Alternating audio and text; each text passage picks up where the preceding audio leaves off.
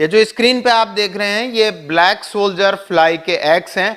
ये दो अलग अलग बॉक्स में 10 ग्राम एक में और 10 ग्राम दूसरे में हैचिंग पे हमने एग्स लगाए हैं।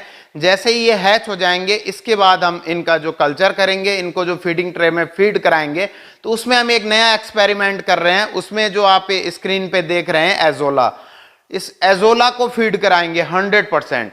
एजोला पे कल्चर करेंगे एक बॉक्स से, और जो दूसरे बॉक्स में 10 ग्राम है उस पे हम जो जैसे पहले करते आए हैं वैसे ही करेंगे। तो हम ये देखना चाहते हैं अगर ये एजोला का रिजल्ट बहुत अच्छा रहता है, क्योंकि एजोला का हमारे पास बहुत अच्छा प्रोडक्शन हो रहा है और फ्री में हो रहा है, तो फ्री में हमें ये लार्वा का प्रोडक्शन भी हो जाएगा।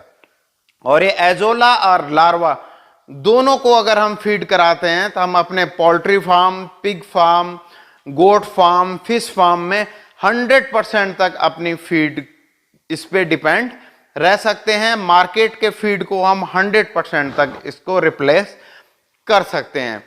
तो जैसे कि आप ये स्क्रीन पे देख रहे हैं, ये हमारे टैंक हैं जिनमें एजोला का प्रोडक्शन हो रहा है, और पर डे 500 kg एजोला का प्रोडक्शन हो रहा है, जिसको हम धीरे धीरे और बढ़ा रहे हैं। इसको 1000 kg पर डे तक हम ले जाएंगे। इससे ये फायदा होता है कि ब्लैक सोल्जर फ्लाई प्रोडक्शन करने में बिल्कुल भी स्मेल नहीं आती है। आज हम बात करेंगे black soldier fly farming, azolla farming, इन दोनों से हम कैसे पोल्ट्री, फिश, पिग, गोट और डक फार्म में अपनी फीड की कॉस्ट को 90% तक कम कर सकते हैं। आप हमें कमेंट करके जरूर बताएं कि वीडियो आपको कैसी लगी, जिससे हम आपके लिए ऐसी वीडियो आगे। एकदम ग्रीन दिख रहा है। डेली इसमें से हम 500 kg एजोला हार्वेस्ट करते हैं, फिर भी नेक्स्ट डे आपको वैसा ही भरा हुआ ये मिलता है। इसलिए एजोला का जो प्रोडक्शन है वो बहुत ही आसान है और बहुत ही सस्ता है। और हमें तो इसमें बिल्कुल भी, जैसे एजोला के लिए खाद डालनी पड़ती है, गोबर की खाद या रासायनिक खाद जो भी डालते हैं वो डालने की जरूरत नहीं पड़ती है। और ये अपना प्रोडक्शन हम और बढ़ा रहे हैं। ये जो ये ट्रे आपको दिख रही हैं, ये बेड लगे हुए हैं, इनमें भी हम एजोला का प्रोडक्शन करेंगे। तो इसको हम 1000 kg पर डे तक ले जाएंगे अगले 1-2 महीने में। तो जब हम क्या करते हैं कि जो इस टैंक में पानी आ रहा है, ये ऊपर हमारे जो फिश पॉन्ड है जहां पे हम फिश का कल्चर कर रहे हैं, उनका ही पानी आता है। तो इसमें कोई भी खाद डालने की, हमें कोई भी फर्टिलाइजर डालने की जरूरत नहीं पड़ती है। ये फ्री में हमारा एजोला का प्रोडक्शन होता है। आज की वीडियो में मैं आपको बताऊंगा कि कैसे हम ब्लैक सोल्जर फ्लाई को एजोला खिला के उसका प्रोडक्शन कर सकते हैं, और कैसे हम अपने फार्म पे, चाहे वो आपका गोट फार्म हो, चाहे फिश फार्म हो, चाहे आपका पोल्ट्री फार्म हो, डक फार्म हो, पिग फार्म हो, फीड की कॉस्ट को कैसे हम कम कर सकते हैं। तो लास्ट तक बने रहिए आप हमारे साथ, और एजोला को कैसे फीड कराते हैं अदर अपने फार्म में वो भी हम आपको दिखाएंगे। ये दूसरा टैंक है हमारा, ये भी पूरा एकदम ग्रीन हो रखा है, इसमें से भी हम हार्वेस्ट करते हैं। ये अभी हमारे जो फार्म में यहाँ केयर टेकर हैं, ये हमारी जो फिश है यहाँ पे ग्रास काप, उसको एजोला फीड कराने के लिए ले जा रहे हैं। यहाँ पे ये टैंक में हमने ये एजोला इस तरीके से डाल दिया। तो डेली हम सुबह, दिन में और रात को 3 टाइम इनको फीड कराते हैं तो एजोला की। और इसमें ये फ्री ऑफ कॉस्ट हमारी फिश का यहाँ पे कल्चर होता है, क्योंकि ग्रास काप जो है वो हरा चारा खाती है, तो एजोला उसके लिए सबसे अच्छा ऑप्शन है। क्योंकि एजोला में प्रोटीन कंटेंट भी बहुत ज्यादा होता है। अब इसी एजोला से हम ब्लैक सोल्जर फ्लाई की लार्वा का प्रोडक्शन करेंगे, जिसमें हमें ब्लैक सोल्जर फ्लाई का लार्वा भी 0 कॉस्ट पे अवेलेबल होगा, और एजोला तो 0 कॉस्ट पे अवेलेबल हो ही रहा है।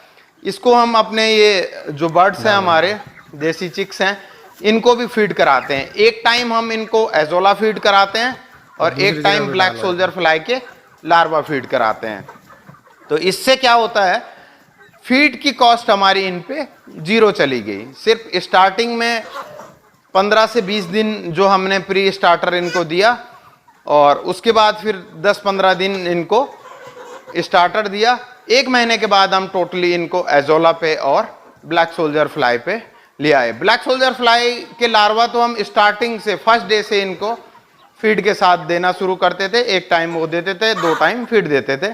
लेकिन अब ये 100% डिपेंड है अब आपको एजोला फार्मिंग कैसे करनी है, ये आप देख रहे हैं। एजोला की पैदावार अन्य चारा फसलों के मुकाबले अधिक होती है, इसलिए इसमें मुनाफा भी ज्यादा होता है। गाय, भैंस, बकरी, मछली, सुअर, मुर्गी पालन आदि में एजोला का आप यूज कर सकते हैं। कई पोषक तत्वों से भरपूर होता है एजोला का चारा। एजोला अपने विशिष्ट गुणों की वजह से हरे चारे का अच्छा स्रोत बन गया है। ये कई पोषक तत्वों से भरपूर होता है। इसमें लगभग 25 से 30% प्रोटीन पाया जाता है। एजोला में लिग्निन की मात्रा भी कम होती है, जो पशुओं में पाचन को सुचारू बनाता है। इसकी इन्हीं खूबियों की वजह से इसे ग्रीन गोल्ड यानी कि हरा सोना भी कहा जाता है। उसके खुशी और उसके गांव वालों ने पाया कि एजोला का चारा देने से पशुओं में न सिर्फ दूध का उत्पादन बढ़ा, बल्कि इसकी गुणवत्ता और पशुओं के स्वास्थ्य में भी सुधार हुआ है। आप भी कर सकते हैं एजोला की खेती। तो एजोला की खेती आप कैसे कर सकते हैं वो मैं आपको बता रहा हूं। एजोला की खेती बहुत आसान है। इसे तालाब, नदी, गड्ढे व टब आदि में आसानी से उगाया जा सकता है। वैसे तो एजोला उगाने की कई तकनीक हैं, लेकिन हमारे देश में नेशनल रिसोर्स डेवलपमेंट विधि का प्रयोग किया जाता है। इसमें प्लास्टिक सीट की मदद से 2 × 2 × 0.2 मीटर क्षेत्र में पानी रखने की जगह बनाई जाती है। जैसे मैंने आपको दिखाई थी वो लास्ट में हमने जो ट्रे टाइप की लगा रखी थी बेड, एजोला बेड, वो टेक्निक है ये। इस तरह से तैयार कर लिया जाता है इसको, और इसमें 10 से 15 किलो उपजाऊ मिट्टी डाली जाती है। सामान्य पीएच इसमें 5 से 7 के बीच रहना चाहिए। सूर्य के प्रकाश की अच्छी उपलब्धता होनी चाहिए, सनलाइट होनी चाहिए, लेकिन गर्मियों में हल्की शेड होनी चाहिए, ज़्यादा धूप में खराब हो जाता है। इसके बाद टैंक को 2 किलो गाय के गोबर की खाद और 30 ग्राम सुपर फॉस्फेट मिश्रण से भरा जाता है। ये आपको डालने की जरूरत पड़ती है, लेकिन हमें नहीं पड़ती है, क्योंकि जो हमारा फिश फार्म का पानी होता है उसमें ऑलरेडी फर्टिलाइजर होता है, तो उसमें कुछ भी मिलाने की जरूरत नहीं पड़ती है। पानी डालकर पानी के स्तर को 10 सेंटीमीटर तक पहुंचा दिया जाता है, यानी कि 10 सेंटीमीटर आपको पानी भरना है। और 1 किलो एजोला कल्चर यानी एजोला का जो बीज है उसमें 1 केजी आपने डाल देना है। इसकी बहुत तेज वृद्धि होती है, जिस कारण 10 से 15 दिनों में ही 500 से 600 ग्राम एजोला रोजाना मिलने लग जाता है। फिर रोजाना आप इसको हार्वेस्ट इसमें करते रहें, तो जितना बड़ा तालाब होगा उतना ज्यादा आपको मिलेगा। इसमें फिर से 20 ग्राम फॉस्फेट और 1 किलो गोबर की खाद का मिश्रण हर 5 दिन पर डालें। इसको फर्टिलाइजर डालते रहें तो अच्छी ग्रोथ होगी। अच्छे उत्पादन के लिए आयरन, सल्फर, कॉपर आदि भी मिलाना चाहिए। अब है कि आपको क्या क्या सावधानी रखनी चाहिए एजोला फार्मिंग में। शुद्ध प्रजाति का ही बीज का इस्तेमाल करें। समय समय पर कटाई करने से अधिक उत्पादन होता है, यानी कि हार्वेस्टिंग आपको कंटिन्यू करते रहना चाहिए। डेली आप हार्वेस्टिंग करेंगे तो और ज्यादा ये बढ़ेगा। भारत में पाई जाने वाली एजोला प्रजाति की लंबाई 2 सेंटीमीटर और चौड़ाई 1 से 2 सेंटीमीटर होती है। अधिक उत्पादन के लिए इसकी कटाई 1 सेंटीमीटर पे ही करनी चाहिए, यानी कि जो अब हार्वेस्टिंग करते हैं 1 सेंटीमीटर का जैसे ही होता है, तो इसको आप हार्वेस्ट करके अपने जो पोल्ट्री है या आपके जितने भी एनिमल फार्मिंग है उनको देना आपको शुरू कर देना चाहिए। पहले इसे अच्छी तरह से धो लेना चाहिए और फिर आपको इनको अपने एनिमल्स को खिलाना चाहिए, क्योंकि जैसे अगर इसमें आपने फर्टिलाइजर डाला या गोबर डाला तो उसकी स्मेल आती है, तो इसलिए वो नहीं खाते हैं। एजोला की खेती की लागत बहुत कम आती है, जिससे किसान कम खर्च में अच्छा मुनाफा कमाकर अपने जीवन स्तर में सुधार ला सकते हैं। मेनली जो है फीड की कॉस्ट लगातार बढ़ती जा रही है। अगर आप टोटली मार्केट से फीड पे आप डिपेंड रखते हैं अपनी फार्मिंग, तो आपको अपना फार्म बंद करना पड़ेगा, बिल्कुल भी आप अर्निंग नहीं कर सकते। इसलिए उसका सब्स्टिट्यूट आपको ढूंढना पड़ेगा, क्योंकि आप कोई भी फार्मिंग करें उसमें मेन कॉस्ट जो आती है वो फीड की ही आती है।